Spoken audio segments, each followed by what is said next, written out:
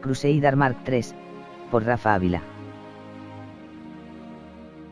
El Crusader fue uno de los primeros tanques de crucero británicos, del que se llegaron a fabricar más de 5.000 unidades.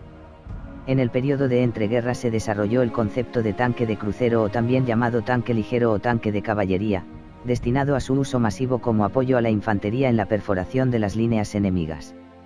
Apreciado por su maniobrabilidad, perfil bajo y una velocidad que superaba la media de sus principales contrincantes. Por el contrario, estaba relativamente blindado y claramente subarmado.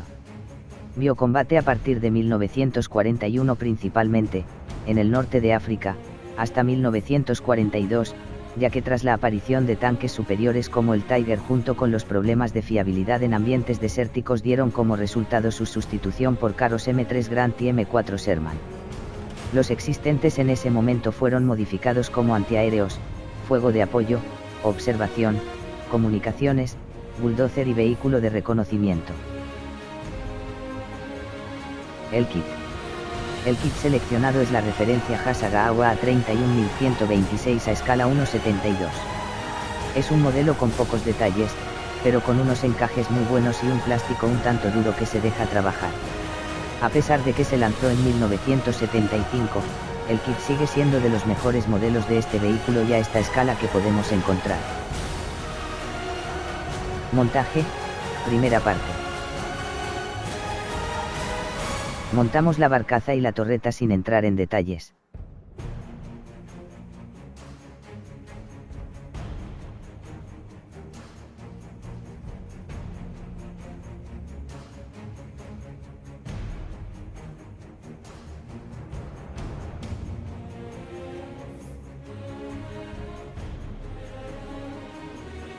Se plantea como mejora del kit la sustitución de las actuales defensas de los faros por otras hechas con hilo de cobre que quedarán mucho más reales. También planteamos la instalación de antenas hechas con plástico estirado. Montaje, segunda parte. Avanzamos el montaje hasta el punto de que si montáramos más piezas nos podría complicar el proceso de pintura.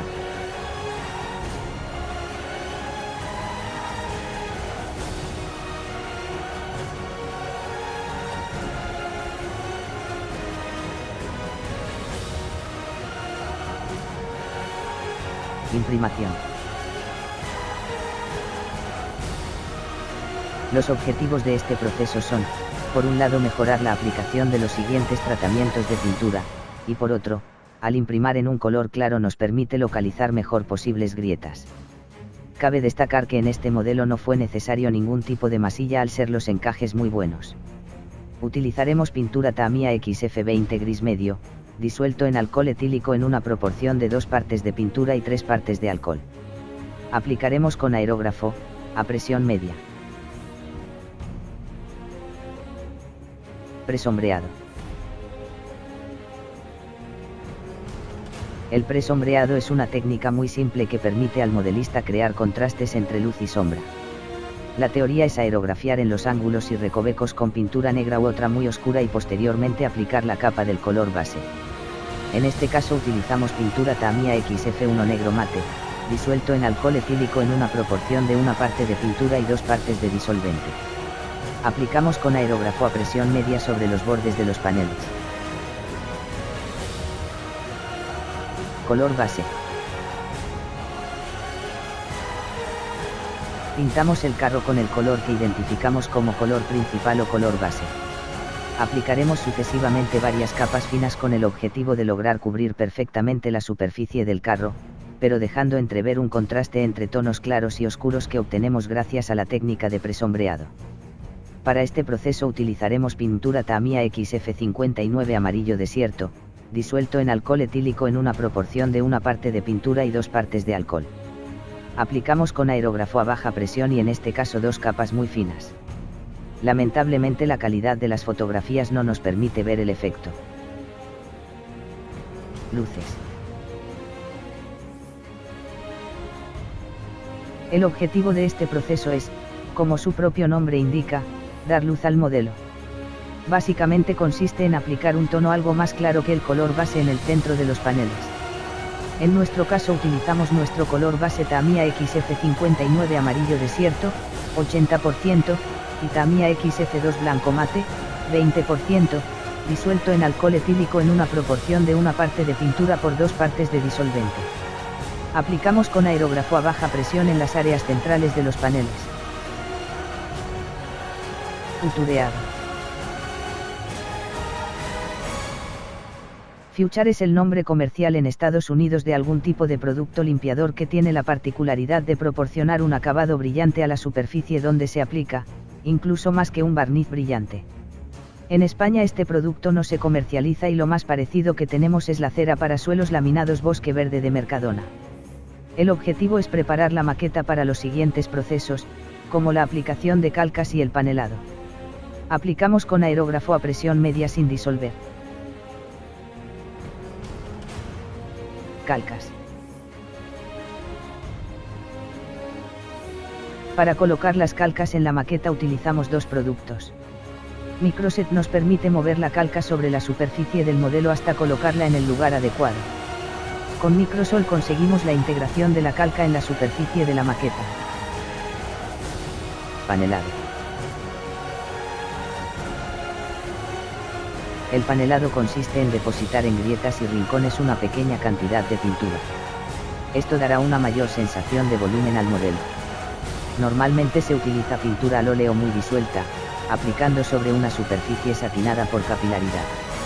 En nuestro caso utilizamos óleo negro mezclado con tierra siena tostada al 50%, todo ello disuelto en una proporción de 10% pintura, 90% esencia de trementina.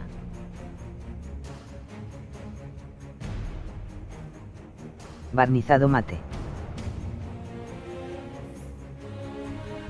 Con el barnizado mate acabamos con los brillos que nos dejó el futureado y preparamos el carro para los siguientes tratamientos. En este caso utilizamos barniz mate Vallejo Maadaler, referencia 70520, disuelto al 33% con su disolvente específico Airbrush y Thinner, referencia 71361. Lo aplicamos con aerógrafo en 2 capas finas. Montaje, tercera parte. En los procesos siguientes comenzaremos a degradar la superficie del carro. Para que estos desgastes sean uniformes en toda la maqueta, acabamos de montar las piezas que forman parte de la estructura del vehículo. En nuestro caso las cadenas y los faldones laterales.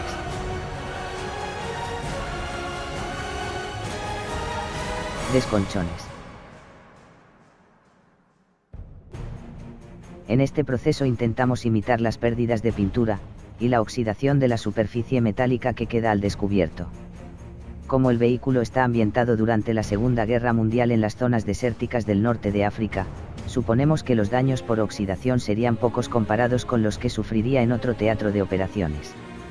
Utilizaremos una mezcla de pinturas Vallejo, concretamente, 70.982 marrón rojizo, 70.950 negro y 70.865 acero engrasado, hasta conseguir un tono color chocolate. Aplicamos la técnica de la esponja sobre las superficies más expuestas, intentando ser sutiles. Veladuras. En una superficie pintada, la pérdida de color debido a la irradiación solar no es uniforme, dejándonos distintas variaciones del color inicial de forma arbitraria. Es precisamente este efecto el que pretendemos imitar con esta técnica, además de integrar los desconchones del proceso anterior en el conjunto. Para lo cual utilizaremos colores óleos que nada o poco tengan que ver con el color base, que en nuestro caso son, tierra siena tostada, blanco titanio, verde luminoso, vermellón, azul óxido de cobalto y negro marfil. Aplicaremos los óleos al azar en diminutas cantidades sobre la superficie del carro que después dispersaremos con un pincel ligeramente humedecido en esencia de trementina. Óxidos. En este paso intentaremos imitar el degradado general de la pintura, apareciendo debajo una ligera capa de óxido. Procederemos a colocar pigmento Vallejo Tierra Siena tostada 731.105, en seco sobre la superficie del carro a oxidar. Seguidamente barnizaremos en mate con el barniz mate Vallejo 70520 y su disolvente específico Airbrush Thinner 71361. Polvo. Para imitar el polvo que se depositaría sobre la superficie del carro, usaremos pintura Tamiya XF57 Ante, disuelta con alcohol etílico en una proporción de 10% pintura y el resto disolvente. La aplicaremos con aerógrafo a baja presión y en capas finas sobre las superficies horizontales y los bajos del vehículo, hasta conseguir el efecto deseado. Acabados.